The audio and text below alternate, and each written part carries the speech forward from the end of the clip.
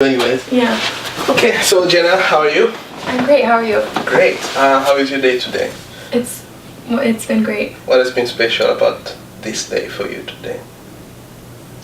I was able to reconnect with the woman I lived with in Los Angeles, whose the anniversary of her son's death is on February 10th. So it was good to reconnect as the date approaches. Mm. And that's the end of the show. Great. Alright, welcome back on Peacemaker 360. My name is Christian Chito, and today in the studio I'm with Jenna Knapp. And she's a student here at the Notre Dame doing a Master's in International Peace Studies and comes with a lot of experience working with children in El Salvador, in Uganda. And we want to just hear today about her journey as a peace builder. Thank you very much, Jenna, for accepting this invitation. Sure. Do you want me to look at the thing or are you? Look at me. Do that again. Alright. Sorry. I thought I had to look at the camera. It's so cool. I like it. There's my blueprint. Alright. Perfect. Now let's be serious. Okay. Welcome back on Peacemaker 360. Sorry, I just look at you. No, you can look at me. Yeah. And then at some point, when I ask you how can people can connect with you, like if there is any way people can get in touch with you to ask you more questions, then you can look at the camera and say, hey, my email address is this. Or you can check my blog on whatever it is. Great. Okay, so let's start. Welcome back to Peacemakers. Oh, you do that for me. You do, and then I'll be the guest. Gather your life. You be the host. Stop. Just you can do it. No, I can't. Alright, be the host. Flip the script. No. Alright. Let me do my job then. Can we dance a little bit? Can we dance naked? Okay, let's be focused. Alright, welcome back on Peacemaker 360. My name is Christian Chito, your host. And today in the studio I'm with Jenna Knapp. She's a student here at the Kroc Institute doing a Master's in International Peace Studies, and we would like to hear her journey, experiences as a peace builder. Thank you very much, Jenna, for accepting this invitation. Sure, thank you for having me. Alright, so maybe to get started this conversation today, can you tell us about how you came into the field of peace building? What was the first point that drew you in? What was the catch for you?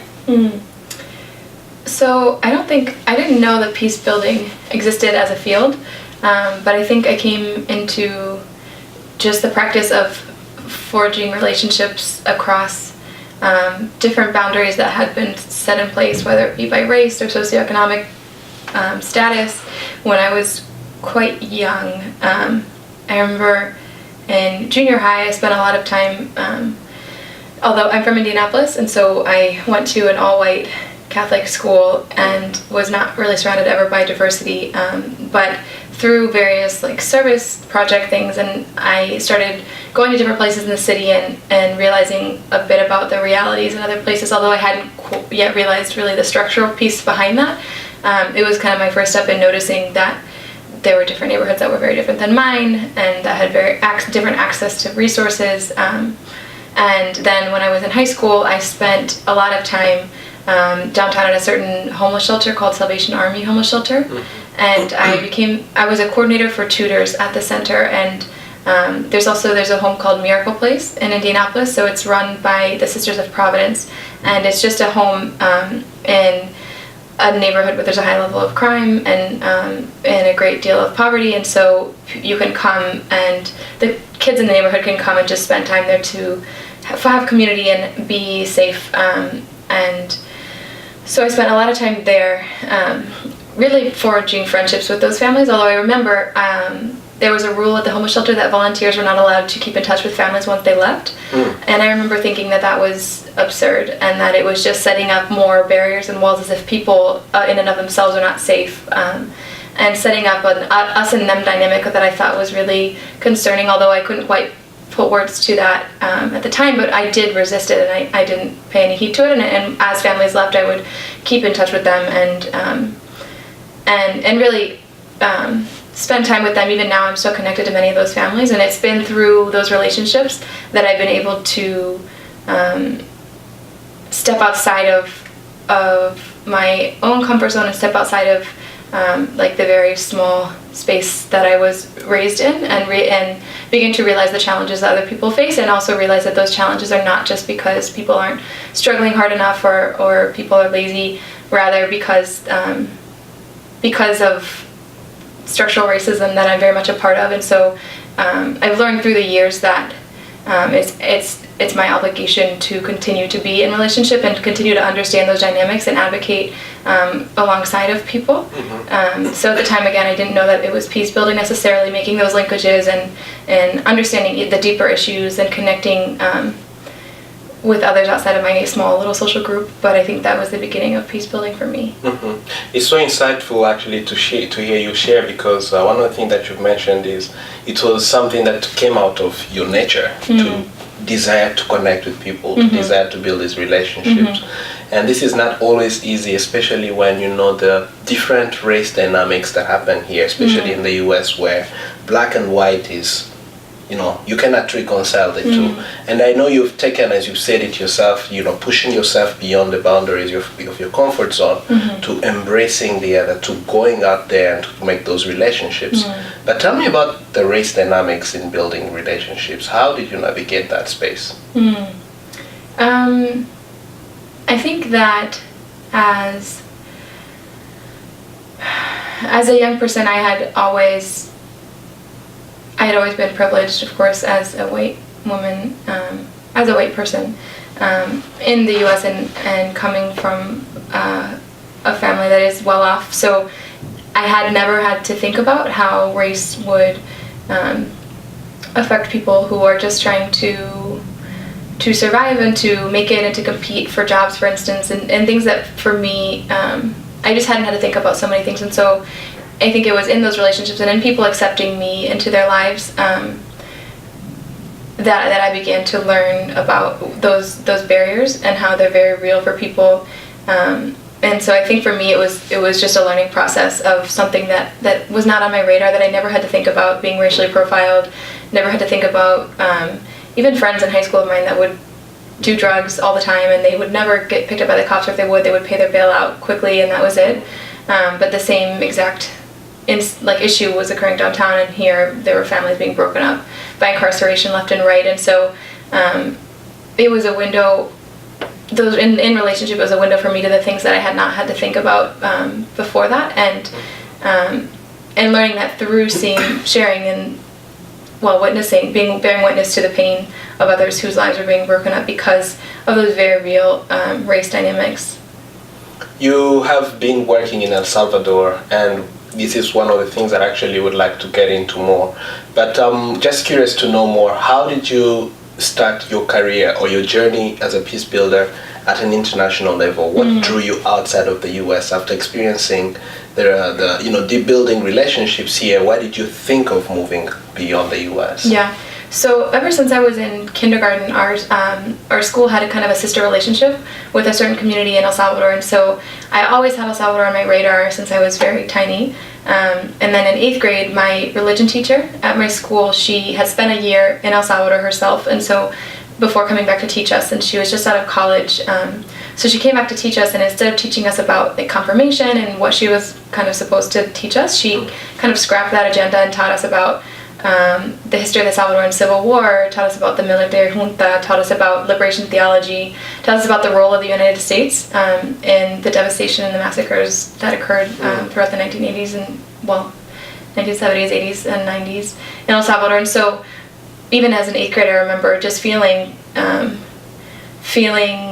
very connected to that country, and also responsible for the devastation that had happened there. And so I always wanted to go there, and in high school I went to a Jesuit high school, so I was able to go on several immersion trips there. And the trips were atypical in that they weren't your typical go build a house and feel good about yourself trips. They were kind of go and realize, learn from people themselves, learn from grandmothers working in the fields, learn from people who suffered the violence firsthand because of the money that your government was sending, $1 million a day for 12 years, and hear their stories and decide for yourself what that means for you as a U.S. citizen. And so it was kind of like a reverse effect in that we were the ones going to be served in a way, not really, I guess, to be broken and to realize, to kind of have the veil lifted as far as what our country does abroad. So in going there and in just falling in love with the place and with the people for so many reasons, but then also again in learning about my own country's complicity in the history of suffering, both during the war and also continually with military aid and different things that I continued to go down to El Salvador, I felt really connected and just kept trying to go back. So then during college I was able to find grants and spend 2 different summers there and also a semester there through the Casa de la Solidaridad Study Abroad program through Santa Clara University, which is a really phenomenal program that again focuses on accompaniment and learning about the context and also in our role in the context and how we can be people fighting for justice and in this world, whether it be there or whether it be here at home. But the place really grabbed me, and so it was always a place that I wanted to go back to. So interesting actually to hear your journey and to hear how you're interested in working in El Salvador. It's so fascinating indeed to think of it as you going there to be broken and, as you said it yourself, to remove the veil on what happens and what the U.S. involvement in many places around the world does. But as an American citizen still, I'm just wondering if you felt like some kind of identity crisis in moving to El Salvador and realizing, actually coming to reality of what other people's experiences are with regard to how aid is done or how the U.S. is involved there. How did you manage that? Or did you feel torn in between, or do you still feel torn in between when you think of the U.S. involvement outside the U.S.?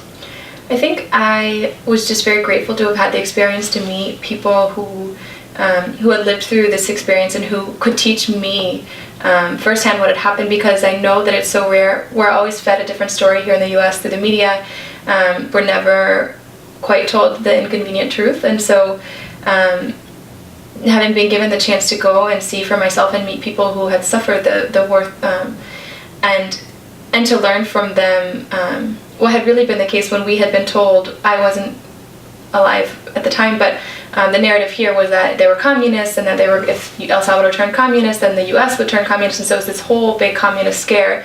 Meanwhile, they're just people trying to struggle for their human rights and dignity, and the struggle was nonviolent for a very long time until they couldn't take anymore, just being killed in droves for just standing up for their very basic rights. But I think it still is, there's a tension always, because I'm one of the few privileged people that has been able to go, whether it be El Salvador, Iraq, Afghanistan, you name it, in the world, the U.S. is probably doing damage there.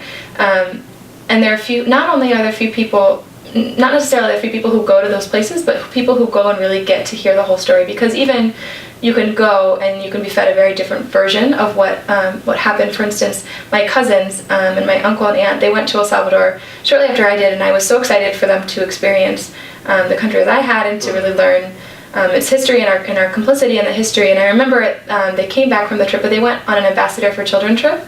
So the trip was very different. They had armed guards with them the whole time. They went to orphanages and spent time with children and didn't really get a sense of the complexities of social reality and of U.S. role in it.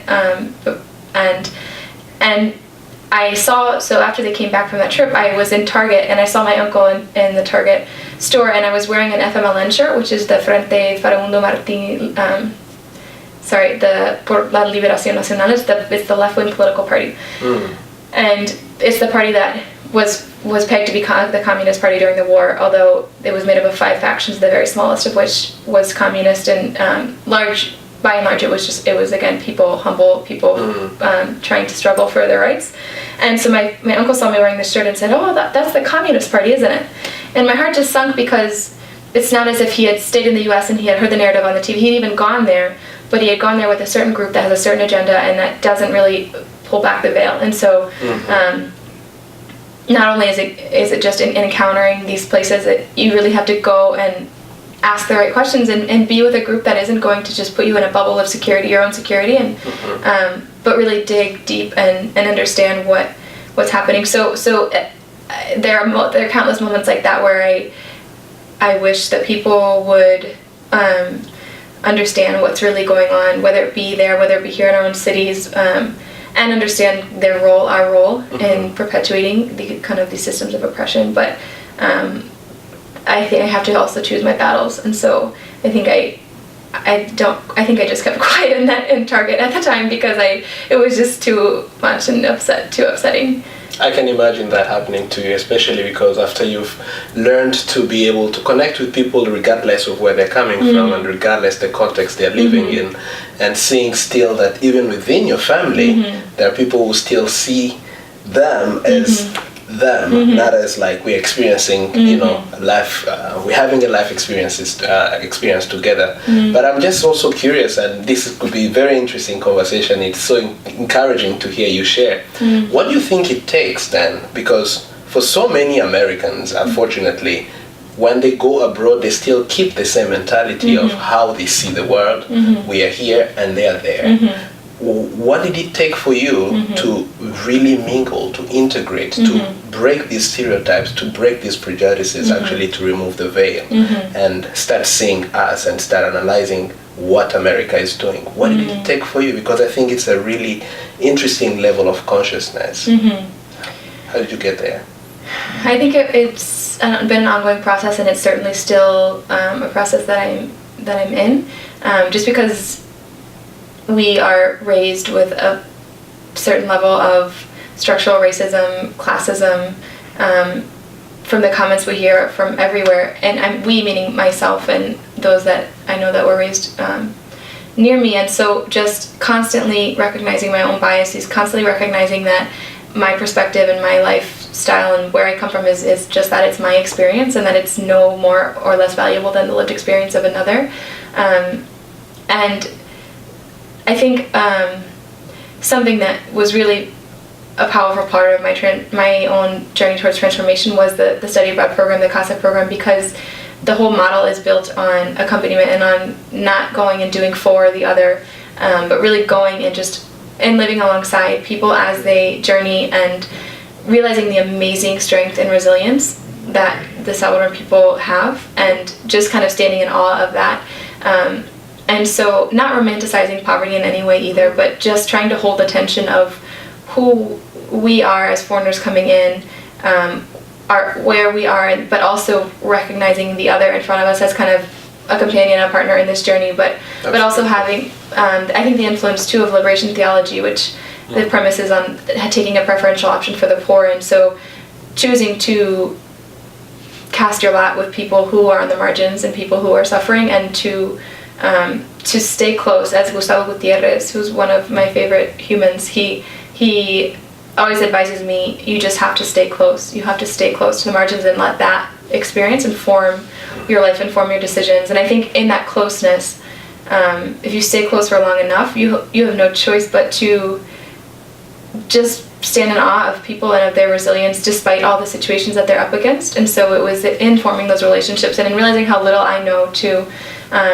I was constantly, and still am constantly, humbled by maybe thinking I have the answer and finding out that I'm not even close, and also recognizing that I won't understand, because I do still have a passport. I can leave if times get tough, although I hope that I wouldn't. But I will never be. It's one thing to be in solidarity. I will never be experiencing the violence or the poverty in the same way as the people that I know and love there, but I can be there with and try to be a bridge also for those in my country, in my context, who don't understand and who still have a very patronizing way of seeing the other, either dehumanizing or patronizing, both of which are problematic in many ways. I can see even by sharing today, even from the very early ages of your journey as a peace builder, the importance of being in relationship with people and being close, as you've just said, lesson that you've learned from Gustavo Gutierrez, that it's always staying at the margins of those who are suffering, being there with them, that it's how you have seen peace building. And of course, your experience in El Salvador, you've gone to work with incarcerated children. And my question for you would be, why them, and why that move to, again, put yourself not only close, but close also to danger. How did you make that choice? Was it easy for you? So I remember I spent about a year in Uganda, and I remember in my time in Uganda, I had kind of stumbled into working with a group that was working with young people who were living on the streets, and they had rehabilitation homes. And at that time, I thought, this is what I'm going to do for the rest of my life, because this is the worst kind of suffering, just watching these children suffer so much on the streets, be rejected by people, and then trying to transition out of that. And then no sooner had I said that than I moved back to El Salvador, and kind of by chance, a friend of mine in El Salvador was leading Know Your Rights workshops in a young women's detention center for minors. And she said that when she went, it was just so clear that what the girls needed more than anything, more than anybody coming to tell them anything, was just a space to be heard and a space to be listened to and to be really held in all of their suffering. Because as she would leave, they would grab onto her and say, "Miss, I was picked up yesterday, I was tased, I wasn't given a phone call, can you please call my mom and tell her I'm here?" And it was just story after story of their trauma they were bubbling over with these stories, and needing an outlet and an advocate and an ally. And so Maria had talked about starting a creative writing project with young people in prison because of a model that she was familiar with called Pongo Teen Writing Center in Washington State. So she went back to Washington, talked with the founder, and he gave us just some very basic rubric frameworks for how we could start working with young people in this way. And hearing Maria's experience, I said, yes, I'll go with you. So we both went and started this project, Proyecto Cuéntame, that we then spent the better part of the next 4 years, both in that detention center and also in another one for young men, doing one-on-ones all day long, just listening and writing. We would write as the young people would share, and then we would go back home and type up what we had talked about, give it back to them, and we kind of would enter into this process of co-creation of molding their stories, figuring out the directions that where did they want to dig deeper in themselves and into their own story to understand and to heal, and then also ultimately, if they were willing and if they wanted to be a part of the process, to communicate that outside of the walls that were holding them. So we published 2 books of their poetry and prose, and that was for me. Then again, so the link to Uganda, when I was there, once I got to the prison and started working there, I just knew this is really what I'm going to be giving myself to for the rest of my life, because it is just so devastating the way that we throw humans away. It blows my mind, and it blows my mind that my whole life I was this social justice kid, always rallying around whatever cause was happening at the time, but I never, even through high school and college, I'd never had incarceration on my radar. It wasn't something that I was ever invited into. Why? Because that's precisely why that's how the system is designed, to keep people out of sight, out of mind, keep us with the narrative of they're wrong, you're right, they're bad, you're good, just this very black and white. And it wasn't until at 22 years old, I was in El Salvador, that I started learning how absurd the system is, and then reading Michelle Alexander's book, The New Jim Crow, thinking back to my own context, recognizing the enormous disparity, the insanity, honestly, and of our draconian justice system, and knowing that it's the model for many other countries in the world, and that we're exporting it, that we have private companies profiting off of people suffering, and that are now moving to Colombia, moving to other countries, and it's so sickening. And it was in those moments with those young people where I felt like I was watching one movie after another of they would tell things about their lives, and I just could not imagine that a human person could live so much suffering and also still be talking and laughing and alive. I mean, just could hold all of that, and these are people that are 14, 15, 16 years old, and just to see the way the state absolutely throws them away in these rehabilitation centers that are everything but rehabilitation. So for me, that was such a gift to be able to spend that time just listening and accompanying and crying with, and then being a vehicle to share those stories with a greater audience. So really for me, that's when I knew that it's one of those things where once you know, you can't not know. And for me, once I know, yes, there are people suffering everywhere, and yes, I could dedicate myself to a number of things, but this group in particular, young people, gang-involved youth, are just so broken and so discriminated against. And I really think violence is a language, and so if you speak with the language of violence, it's because you're hurting so much. So to take people who are hurting so much and to throw them into cages like they're worse than animals, it blows my mind. And yet it's happening world over. So that is what I want to give my life to. It's powerful indeed. Thank you very much for sharing that indeed, because when I was thinking about how you're speaking and even just looking back at some of the discussion that we've had in different places, I've seen that passion and that commitment that you have for children, especially those who are incarcerated. And you can tell just from your expression today that there's a deeper connection that is just not as a peace builder, but it's more of a connection that I feel is very spiritual. It is not just you are doing something for them, but you feel part of them. It's like their DNA is something that you carry with you everywhere you go. So that's something that I really appreciate. But as we move forward, maybe thinking of the next steps, you're doing your master's currently in international peace studies. What are you thinking of doing in as far as your work in El Salvador? What are your next steps? That's a very good question. At this point, I'm hoping to go back to El Salvador certainly when I graduate, and I want to work on issues surrounding reentry, because it's something that right now, when I was spending so much time in the detention centers, it was amazing to be able to be there and bear witness and accompany and be a listening ear and try to be as much as I could a non-judgmental companion for people that are just otherwise judged by everyone that ever sets eyes on them or doesn't, very negatively so. But I also felt like I was just one tiny drop in the bucket, and I wasn't doing anything to affect structural change beyond sharing these stories in a very kind of like sporadic way I wasn't really organizing or building power to change structures.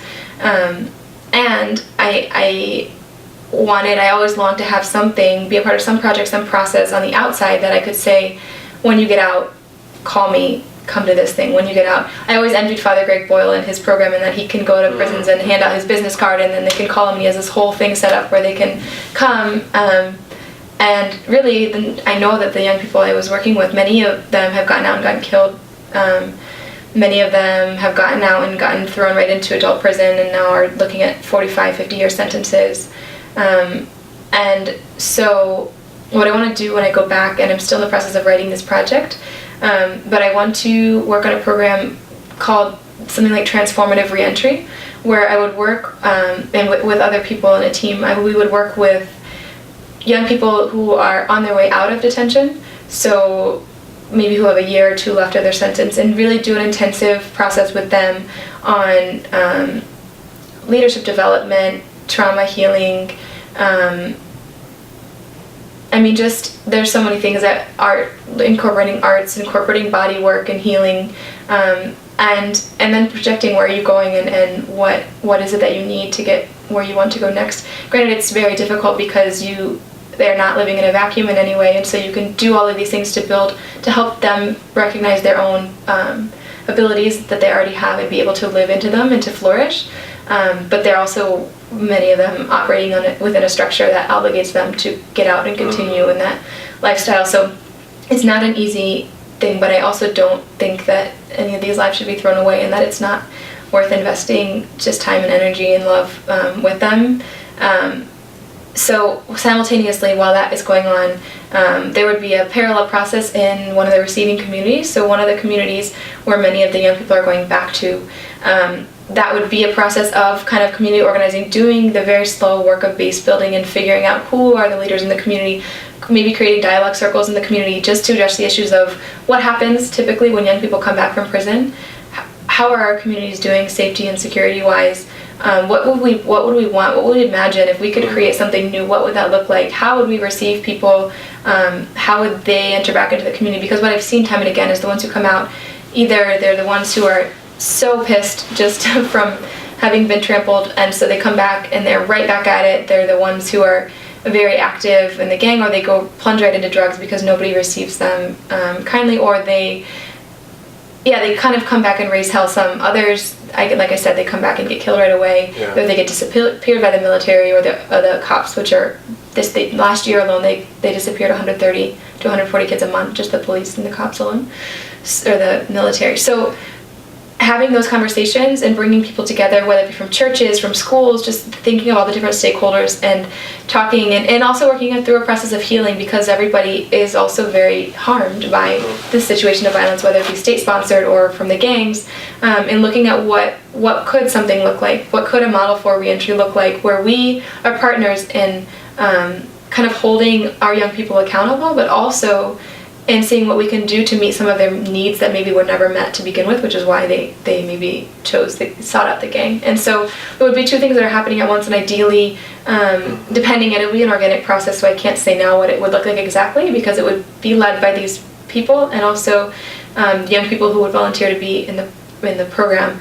But there's an existing program called COSA, which is Communities of Support and Accountability, Circles of Support and Accountability, where it's in Canada, but where people who are getting out of prison are then a part of a group of volunteers that meet with that person once a week, have a circle process to really understand where they're at, just to accompany them in the transition. And so I want to think through models like that and see what is working for them, how are they working, and see how certain models could be, like that could be translated into El Salvador, but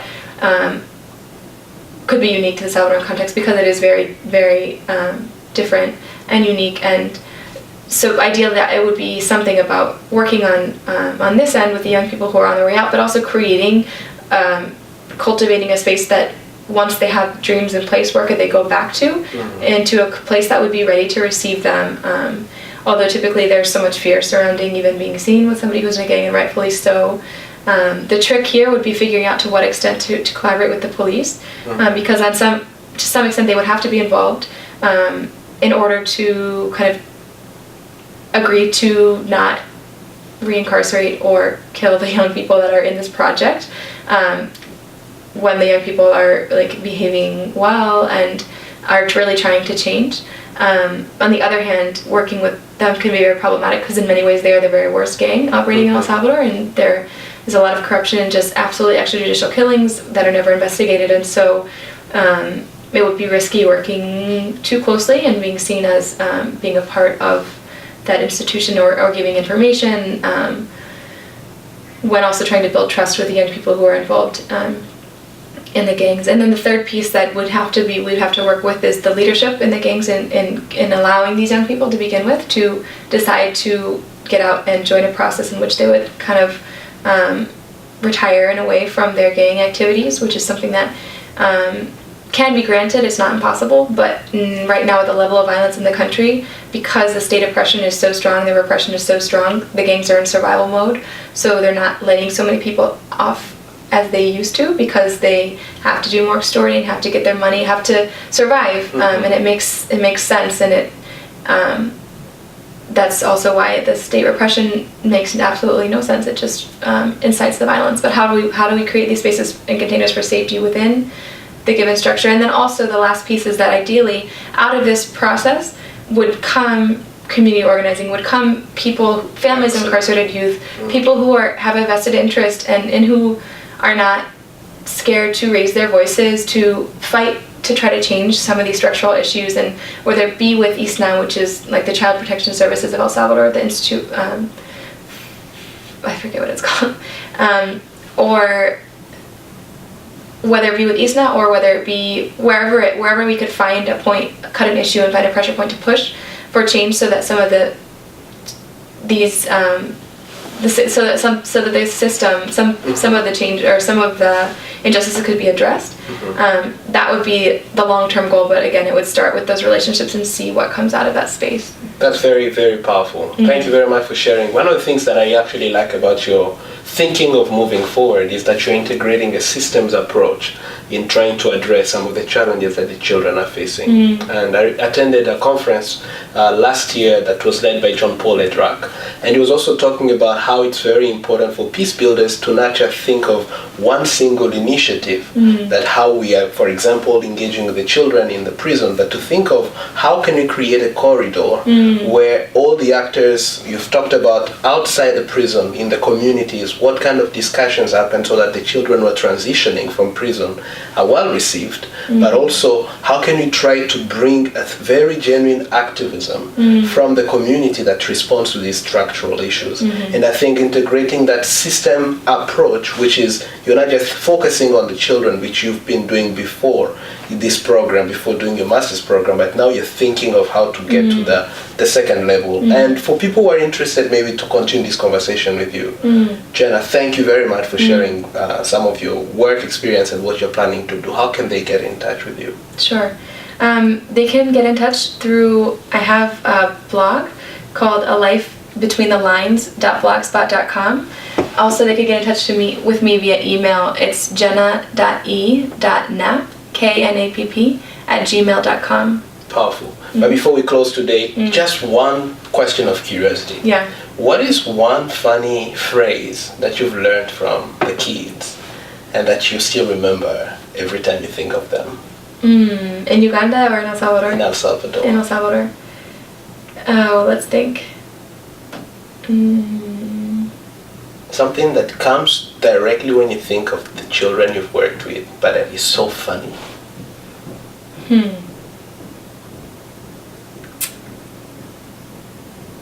I'm trying to think.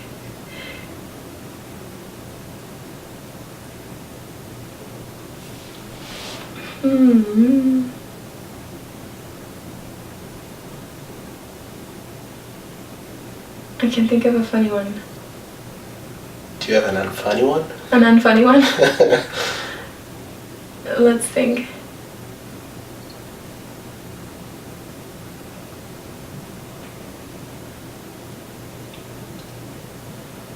Or something wise that they've said to you that you found was very wise? That's a hard one. Everything that they say is... Many things that they say are very wise.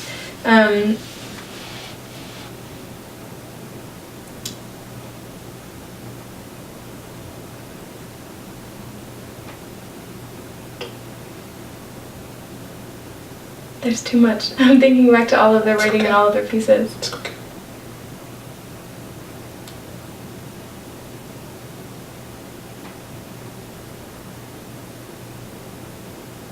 Like you said, I feel like I carry so many of them with me, and their stories and all of their experiences. I'm having trouble just picking up on a single phrase. Well, let me give a different question. When you think of the children and how you've engaged with them, what is one moment that you felt the most connected to their journey experiences? Can you recall a moment when you felt, I really get this, I really understand this? More so than understanding, I think that my heart has been broken just by them time and time again. And there's